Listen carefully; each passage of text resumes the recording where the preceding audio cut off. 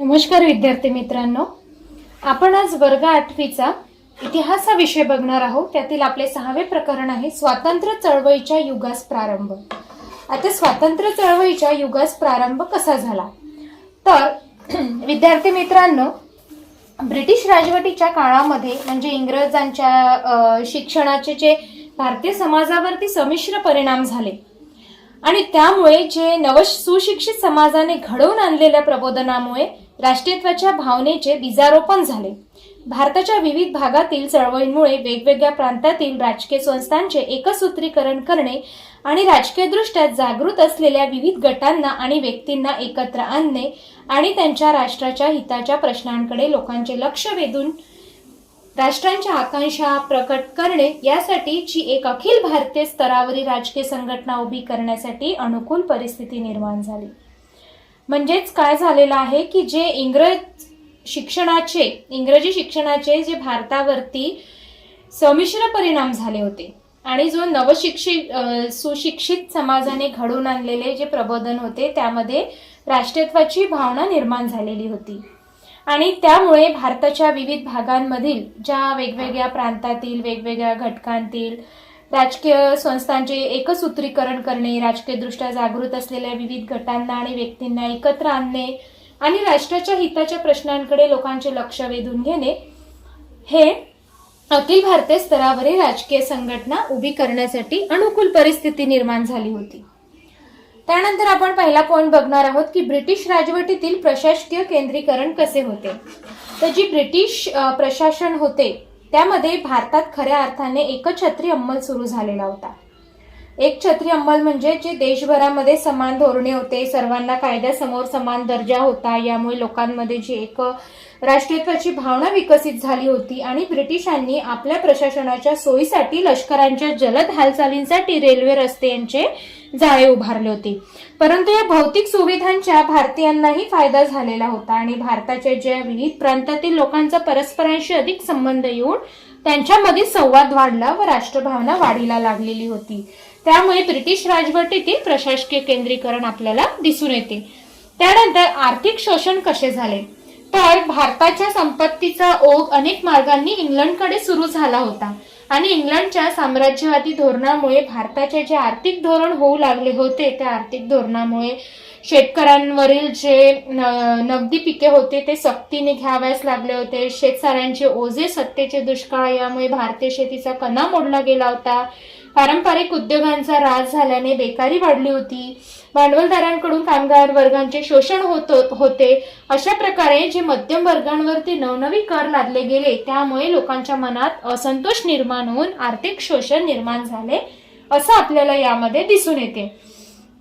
त्याचप्रमाणे पाश्चात्य शिक्षण, आता पाश्चात्य शिक्षणाचा काय परिणाम झाला तर पाश्चात्य शिक्षणाच्या प्रसारामुळे न्याय, स्वातंत्र्य, समता, लोकशाही अशा नव्या कल्पनांची भारतीयांना ओळख झाली आणि बुद्धिनिष्ठ, विज्ञाननिष्ठ, मानवता, राष्ट्रवाद मूल्ये भारतीयांनी आत्मसात केली आणि त्यामुळे आपल्या देशाचा कारभार करण्यासाठी आपण सक्षम असून या मूल्यांच्या आधारावरती आपल्या देशाची उन्नती साधावी अशी भावना रुजू लागली आणि इंग्रजी भाषेमुळे भाषिक विविधतेने संपन्न असलेल्या भारताला संपर्काचे एक नवे माध्यम मिळाले होते। त्यामुळे पाश्चात्य शिक्षण पद्धती सुरू झाली। त्यानंतर भारताच्या प्राचीन इतिहासाचा अभ्यास, कोलकाता येथे ब्रिटिशांनी एशियाटिक सोसायटीची स्थापना केली आणि अनेक भारतीय पाश्चिमात्य विद्वानांनी भारतीय संस्कृतीचा अभ्यास सुरू केलेला होता। त्यामध्ये संस्कृत, फारसी आणि अन्य भारतीय भाषांमधील हस्तलिखिते तपासून त्यावरील संशोधन प्रसिद्ध केले। डॉक्टर भाऊ दाजीलाल, डॉक्टर राघव भांडारकर अशा काही भारतीय विद्वानांनी प्राचीन भारतीय संस्कृतीचा सखोल अभ्यास केला आणि आपल्याला प्राचीन समृद्ध वारसा लाभलेला आहे हे समजल्याने भारतीयांची अस्मिता जागृत झाली आणि पुणे येथे भांडारकर प्राच्यविद्या संशोधन मंदिर ही संस्था गेल्या 100 वर्षापासून कार्यरत आहे। म्हणजेच येथे भारताच्या प्राचीन इतिहासाचा अभ्यास आपल्याला दिसून येतो। त्यानंतर वृत्तपत्रांचे कार्य, आता वृत्तपत्रांचे कार्य म्हणजे इंग्रजी व प्रादेशिक भाषांमधून वृत्तपत्रे व नियतकालिके प्रसिद्ध करण्यात आली।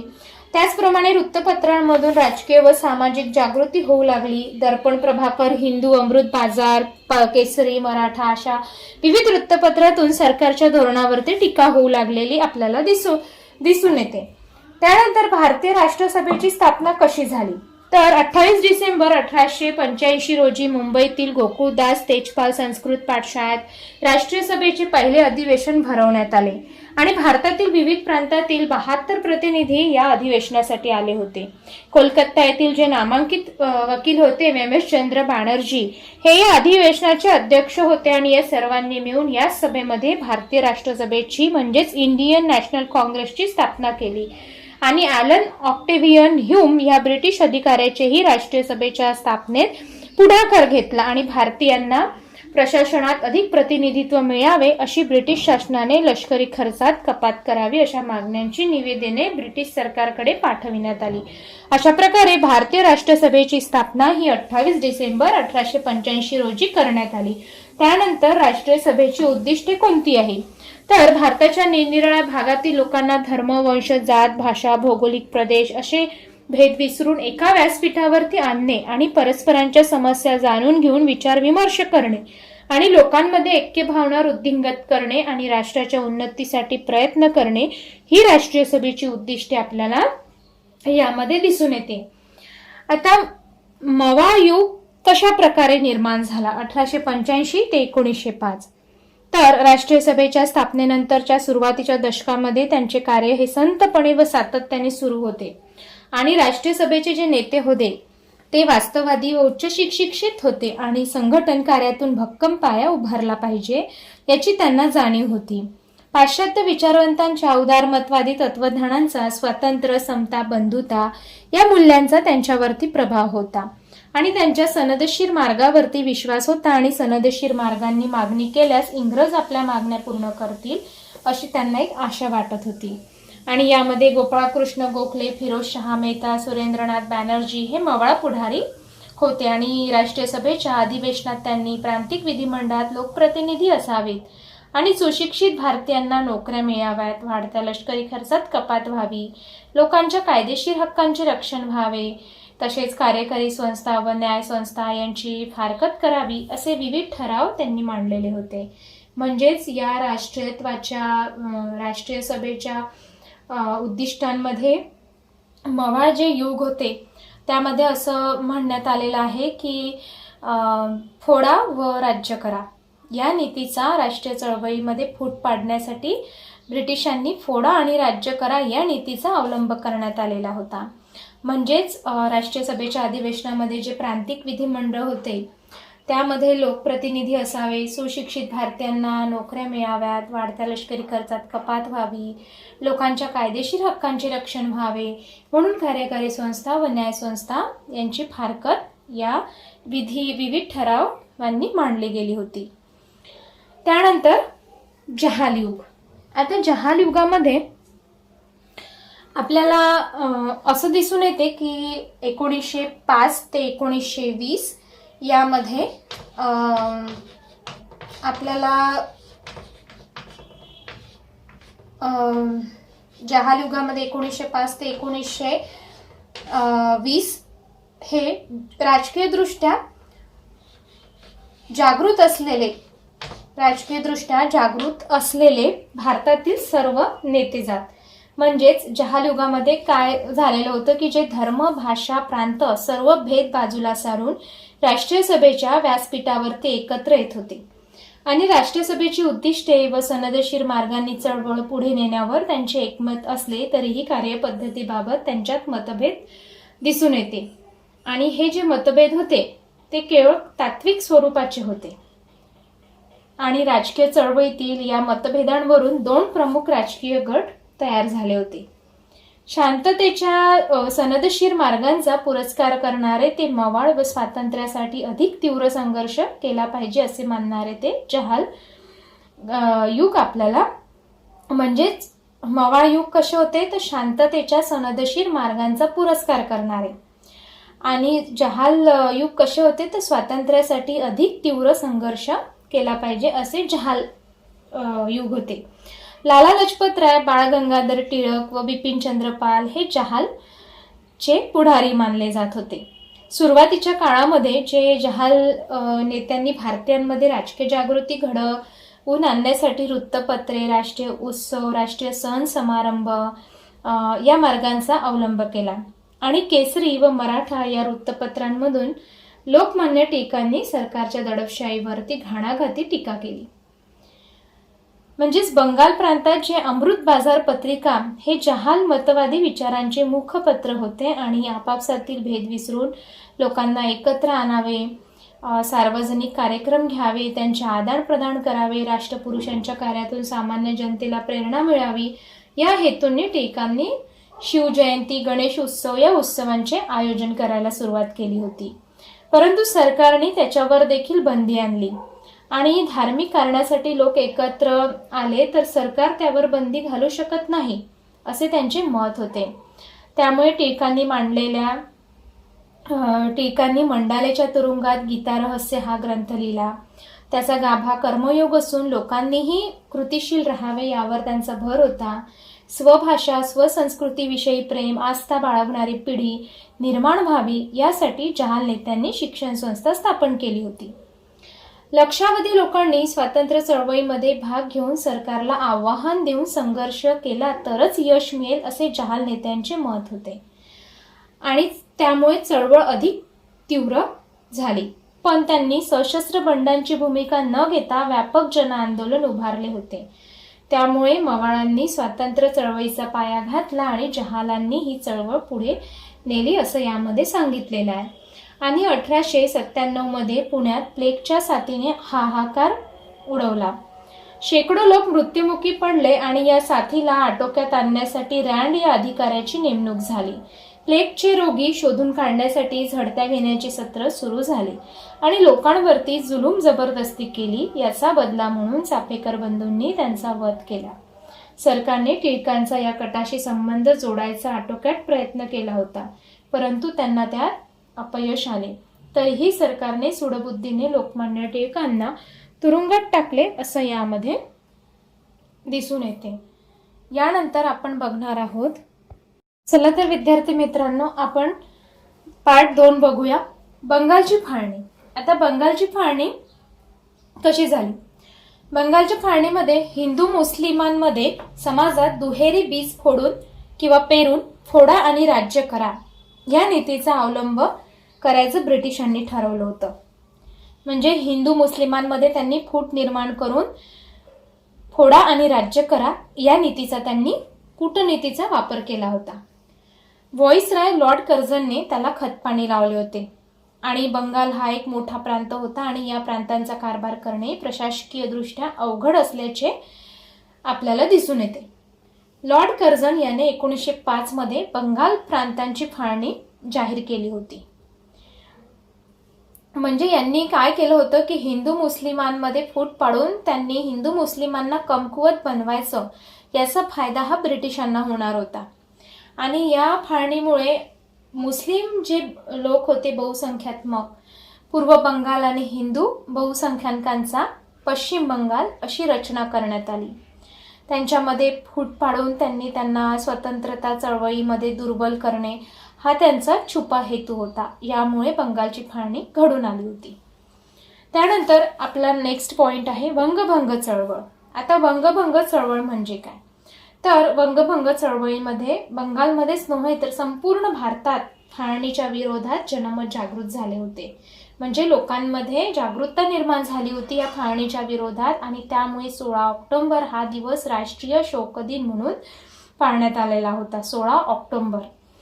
भारतभर निषेध सभांमध्ये सरकारचा निषेध केला गेला होता. वंदे मातरम हे गीत सर्वत्र गायले जाऊ लागले होते. हे ऐक्याचे प्रतीक होते आणि रक्षाबंधनाचा कार्यक्रम घेण्यात आला होता. शाळा महाविद्यालयांवरती सरकारी बहिष्कार टाकून मोठ्या संख्येने विद्यार्थी या चळवळीत देखील सामील झाले होते.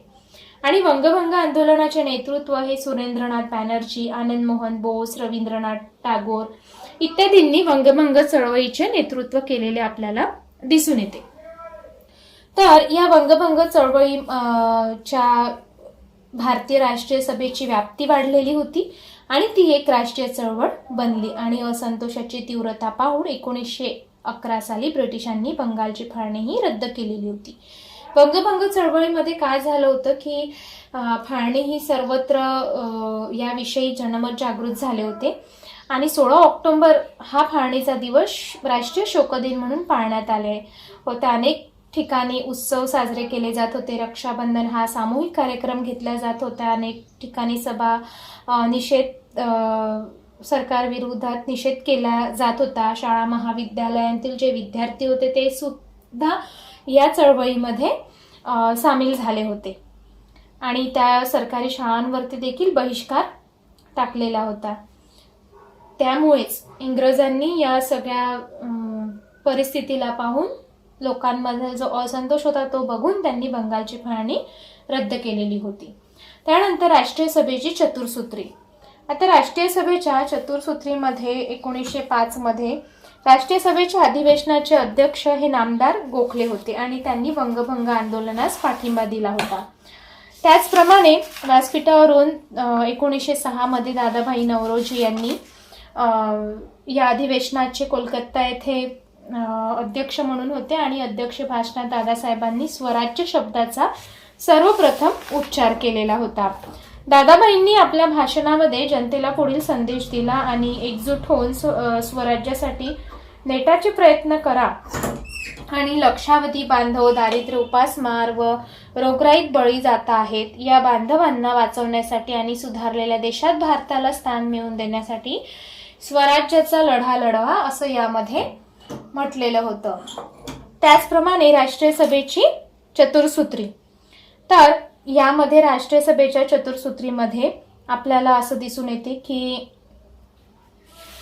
स्वराज्य, स्वदेशी, राष्ट्रीय शिक्षण आणि बहिष्कार ही चतुर्सूत्री राष्ट्रीय सभेने स्वीकारली होती आणि स्वयंपूर्ण आणि स्वावलंबित्वासाठी स्वदेशीचा वापर करणे, परदेशी वस्तूंवर आणि नंतर परकीय राजवटींवरती बहिष्कार टाकणे, राष्ट्रीय शिक्षणासाठी भारतीयांच्या शाळा स्थापन करणे, स्वराज्य हे चळवळीचे अंतिम ध्येय आहे असं यामध्ये सांगितलेलं होतं. नामदार गोपाळकृष्ण गोखले यांनी 1905 मध्ये भारत सेवक समाजाची स्थापना केली आणि लोकांमध्ये देशभक्ती निर्माण करून स्वार्थत्यागाची शिकवण देणे, धर्म व जाती यांच्यातील विरोध नष्ट करणे, सामाजिक सलोखा निर्माण करणे आणि शिक्षणाचा प्रसार करणे हे भारत सेवक समाजाचे मुख्य उद्देश होते. त्यानंतर जहाल व मवाळ यांच्यातील मतभेद कसे झाले. तर जहाल व मवाळ यांच्यामध्ये मतभेद घडून आले. यामध्ये राष्ट्रीय सभेतील विचारसरणीतील मतभेद 1907 सालच्या सुरत अधिवेशनात विकोपाला गेले आणि स्वदेशी व बहिष्कार हे ठराव बाजूला ठेवण्याचा मवाळांचा प्रयत्न होता. तो यशस्वी होऊ नये म्हणून जहालांची खटपट चालू होती.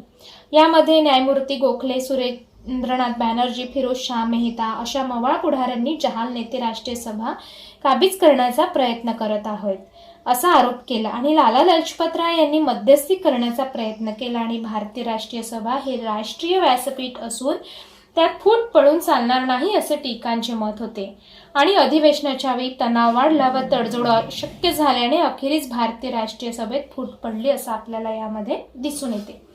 त्यानंतर ब्रिटिश सरकारची दडपशाही कशी झाली.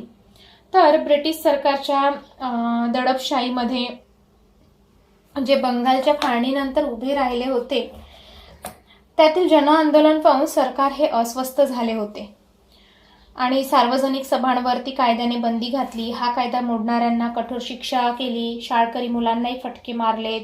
वृत्तपत्रांवरती अनेक निर्बंध लादले. सरकारवर टीका केल्याच्या आरोपावरून अनेक छापखाने जप्त केले. लेखकांना व संपादकांना तुरुंगात डांबले. सरकारने जहाल नेत्यांविरुद्ध कडक कार्यवाही केली. याची तीव्र प्रतिक्रियामध्ये बंगालमध्ये उमटलेली दिसून येते. तर या बॉम्ब हल्ल्यांचे आणि अनेक क्रांतिकारकांनी गोळीबार, बॉम्ब हल्ले करणे हे मार्ग पत्करले होते. त्यामुळे या बॉम्ब हल्ल्याचे समर्थन केसरी पत्रातून करणाऱ्या लोकमान्य टिळकांवरती राजद्रोहाचा आरोप ठेवून त्यांना 6 वर्षे म्यानमार येथील मंडालेच्या तुरुंगात बिपिन पाठवले आणि बिपिन चंद्र पाल यांना कारावासाची शिक्षा ठोठावली. तर लाला लजपत राय यांना पंजाब मधून हद्दपार केलेले आपल्याला दिसून येते. लाल बाल पाल असं यामध्ये पुस्तकामध्ये फोटो दाखविलेला आहे यांचा. त्यानंतर मुस्लिम लीगची स्थापना कशी झाली. तर मुस्लिम लीगची स्थापना म्हणजे वंगभंग आंदोलनानंतर सरकारने फोडा आणि राज्य करा या नीतीचा अवलंब केला होता.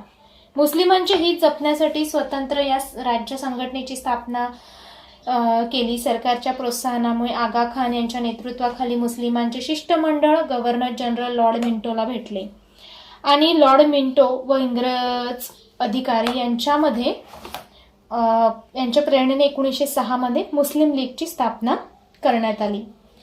भारतीय असंतोषाची कारणे काय आहेत? तर भारतीय असंतोषाच्या कारणामध्ये ब्रिटिशांच्या आर्थिक धोरणाने जनतेचे दारिद्र्य वाढले आणि कर्जांचे दडपशाहीचे धोरण वाढले.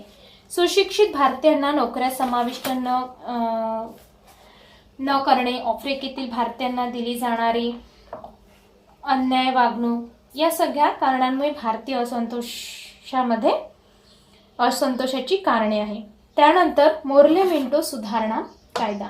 आता मोर्ले मिंटो सुधारणा कायद्यामध्ये कायदेमंडळातील जे भारतीय सदस्यांच्या संख्येमध्ये वाढ झाली आणि काही निर्वाचित भारतीय प्रतिनिधींच्या कायदेमंडळात समावेश झाला. मुस्लिमांची विभक्त मतदारसंघांची योजना झाली. या कायद्याने भारतात फुटीरतेची बीजे पेरली गेली. अशा प्रकारे मोर्ले मिंटो सुधारणा कायदा घडून आला. त्यानंतर लखनौ करार. तर लखनौ करारमध्ये भारतीय राष्ट्रीय सभेच्या 1916च्या लखनौ अधिवेशनामध्ये टिळकांच्या नेतृत्वाखाली राष्ट्रीय सभेतील मतभेद मिटवण्याचा प्रयत्न झाला.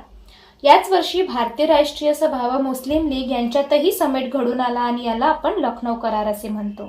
या करारानुसार मुस्लिमांच्या विभक्त मतदारसंघांना राष्ट्रीय सभेने मान्यता दिली आणि भारताला राजकीय अधिकार मिळवण्याचा कार्यात राष्ट्रीय सभेशी सहकार्य करण्याचे मुस्लिम लीगने मान्य केलेले आहे. होम रूल चळवळ 1914 मध्ये टिळकांनी मंडालेच्या आपला राज्यकारभार आपण करणे म्हणजेच स्वशासन होय आणि आयर्लंड देशात वसाहतवादाविरुद्ध होम रूल चळवळ चालू होती. त्याच धर्तीवरती भारतात डॉक्टर ॲनी बेझंट आणि लोकमान्य टिळक यांनी होम रूल चळवळ सुरू केली होती. त्याचप्रमाणे स्वशासनाची मागणी लोकांपर्यंत पोहोचवताना लोकमान्य टिळकांनी स्वराज्य हा माझा जन्मसिद्ध हक्क आहे आणि तो मी मिळवणारच असे ठामपणे सांगितलेले होते. त्यानंतर प्रतियोगिता सहकारिता यामध्ये पहिल्या महायुद्धाचे परिणाम आणि होम रूल चळवळ यामुळे अतोनात जनतेत असंतोष वाढला होता आणि हा असंतोष कमी करण्यासाठी भारतीयांना काही राजकीय अधिकार देण्याचे इंग्रजांनी ठरवले होते. भारत मंत्री मॉन्टेग्यू याने 1917 साली भारताला लवकरच जबाबदार राज्य पद्धती देण्यात येईल असे घोषित केले. सरकार जर भारतीयांच्या मागण्यांविषयी समजूतदारपणा दाखवणार असेल तरच भारतीय जनतेखालील सरकारला सहकार्य करेल असे लोकमान्य टिळकांनी जाहीर केले होते. लोकमान्य टिळकांच्या या धोरणाला प्रतियोगी सहकारिता असे देखील म्हटले जाते. मॉन्टेग्यू जेम्सफोर्ड सुधारणा कायद्यामध्ये आपला शेवटचा पॉइंट आहे मॉन्टेग्यू जेम्सफोर्ड सुधारणा कायदा. यामध्ये ब्रिटिश पार्लमेंटने 1919 साली भारताला घटनात्मक सुधारणा देण्याचे असा कायदा संमत केला. त्यालाच आपण मॉन्टेग्यू जेम्सफोर्ड सुधारणा कायदा असे म्हणतात. म्हणजेच ब्रिटिश पार्लमेंट जी होती त्यांनी 1919 साली भारताला घटनात्मक सुधारणा देणारा जो कायदा होता संमत केला होता त्याला आपण मॉन्टेग्यू जेम्सफोर्ड कायदा असे म्हणतात. या कायद्यामुळे बिनमहत्वाची खाती भारतीय मंत्र्याकडे सोपविण्यात आली होती, परंतु अर्थ, महसूल, गृह यासारखी महत्वाची खाती गव्हर्नरच्या ताब्यात राहतील. या कायद्याने भारतीयांची निराशा झाली होती आणि हे स्वराज्य नव्हे आणि त्याचा पायाही नव्हे या शब्दात लोकमान्य टिळकांनी टीका केली होती. म्हणजेच सरकारला नमवायचे असेल तर आंदोलन अधिक तीव्र करण्याची गरज आहे असे सर्व भारतीयांना कळून चुकले होते आणि भारत नव्या आंदोलनामध्ये सिद्ध झालेला होता. तर आपण स्वातंत्र्योत्तर चळवळीच्या युगाच्या प्रारंभामध्ये आपण या घटकांचा अभ्यास केलेला आहे.